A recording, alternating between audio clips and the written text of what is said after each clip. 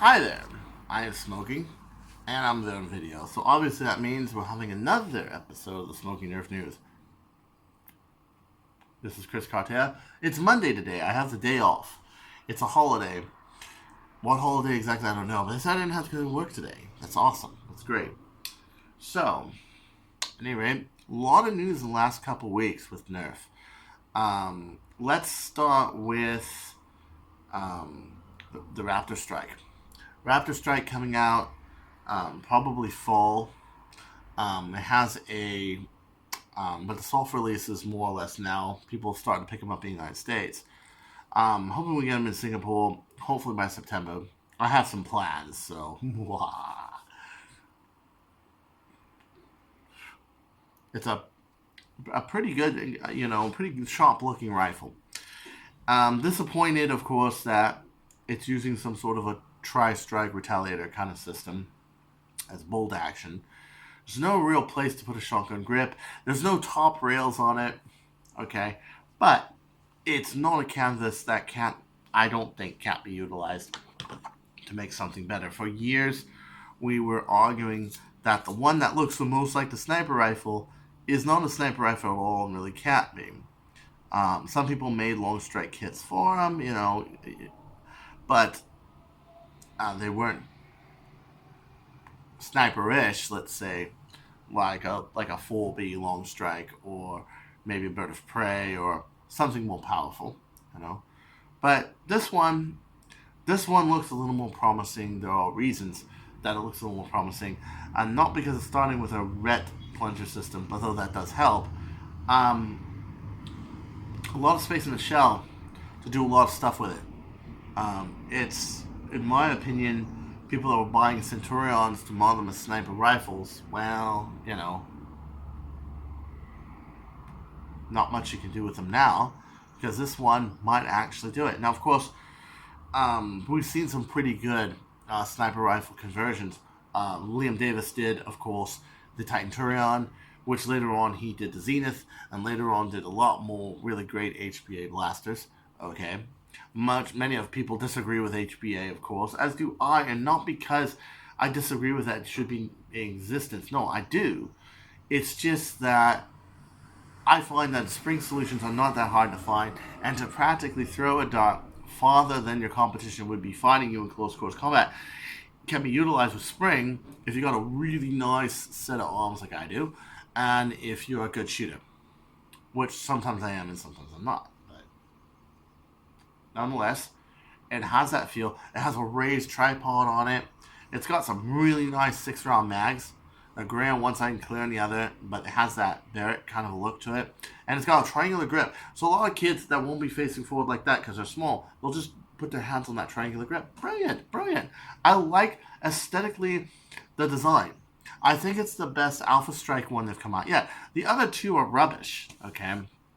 Alpha Strike, forget it. It's basically a oversized strong arm. And the Falcon Fire would be nice if the breech sleeve was big enough to fit 73 seconds brass, and if the trigger catch, I kid you not, was not made out of some fragile plastic like polystyrene.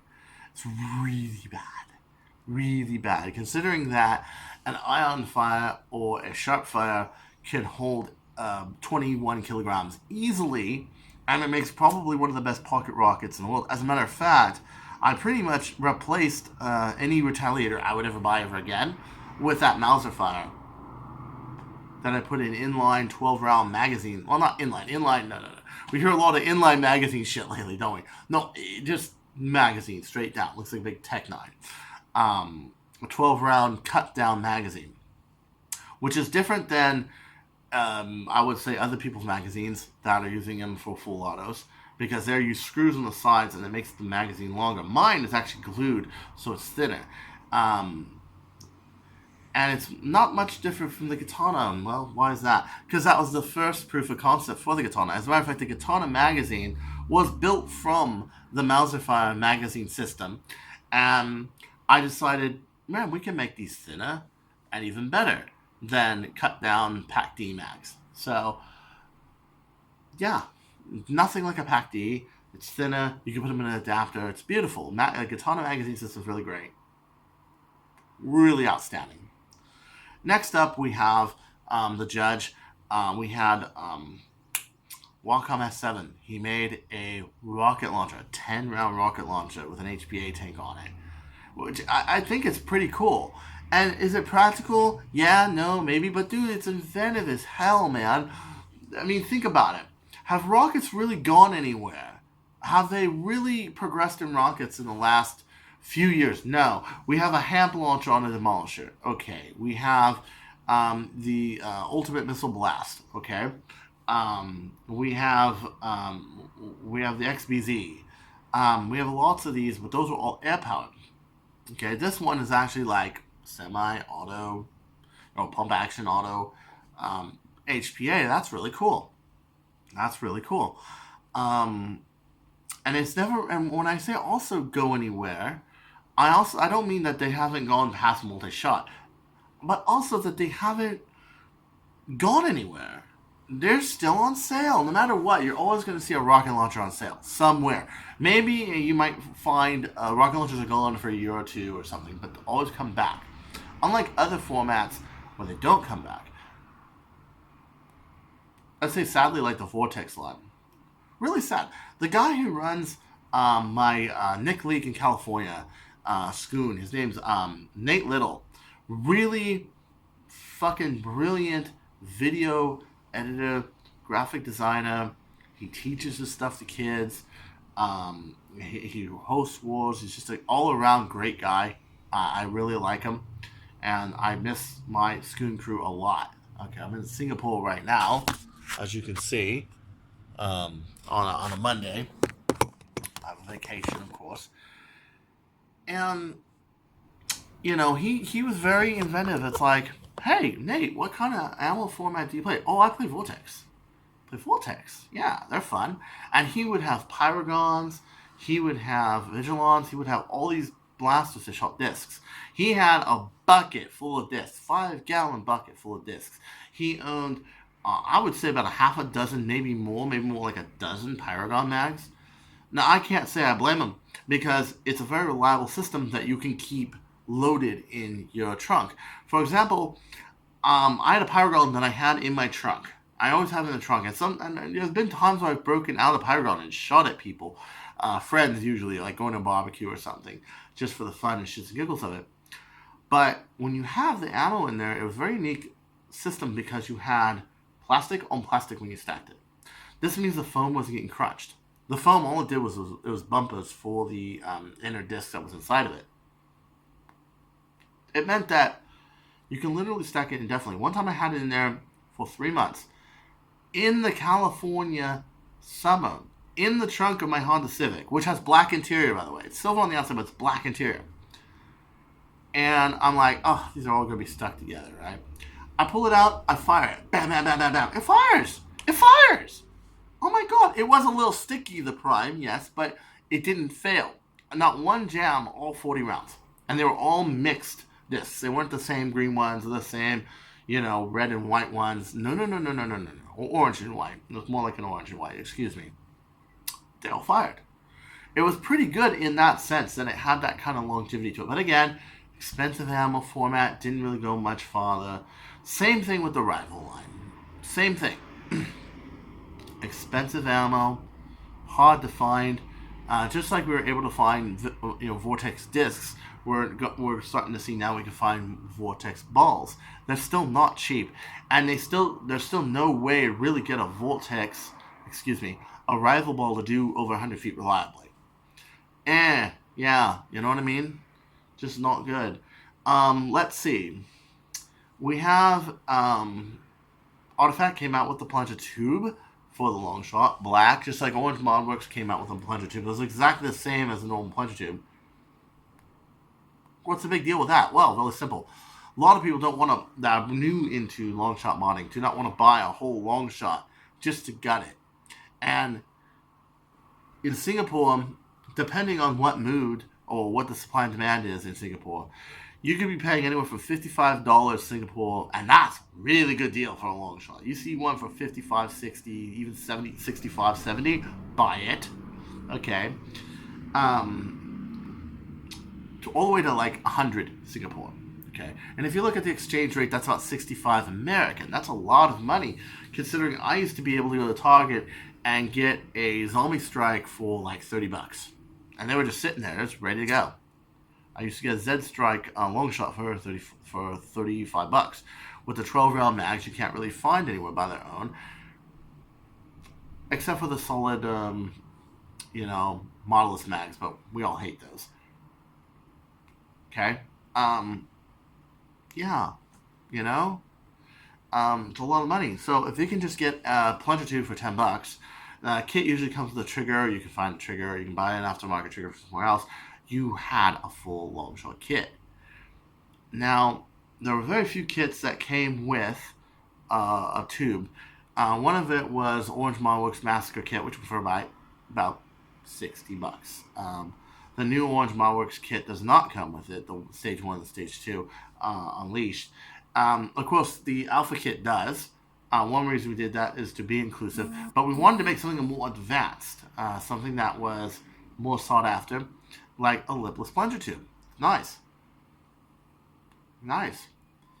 But I'm really sorry, and I do like to see everybody as comrades in the Nerf community, even competitors, because we all love Nerf, all of us, okay? And even if you're selling a rival product and I'm selling a rival product, and I can't tell you details about my product and you can't tell me yours, and there's professional courtesy that goes on there, I believe in being sport about things. But I saw the tube last week, and I wasn't impressed. It's the same, basically, size, except for the length. The length is longer. Why did they make the length longer? And it appears to be a lot longer. Does this even fit? I've not seen one picture of it fit. And if there is, please post some by Nerf Blaster and show me that it fits a long shot or a Zeus. I don't like to negatively comment about other people's products, but what is the point of it being longer? And I encourage Alex or Enoch or one of those guys to tell me, why is it longer? What benefit does it have?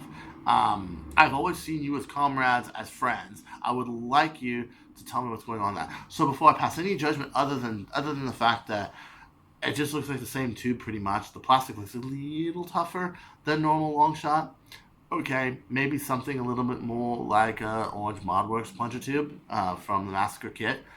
I think it's a lot better than 3D printing, a tube, I think. Which is not the same kind of 3D printing that Orange Modworks uses. It's that laser 3D printing that they use. It takes like a day or two to make. It's really accurate, but it's just 3D printed tube. It's nothing big. So, Remedy Metal came with one, of course. If you were lucky enough to get a Remedy Metal kit, or if you're lucky enough to inherit one or buy one because you won the lottery or something like that, that was cool.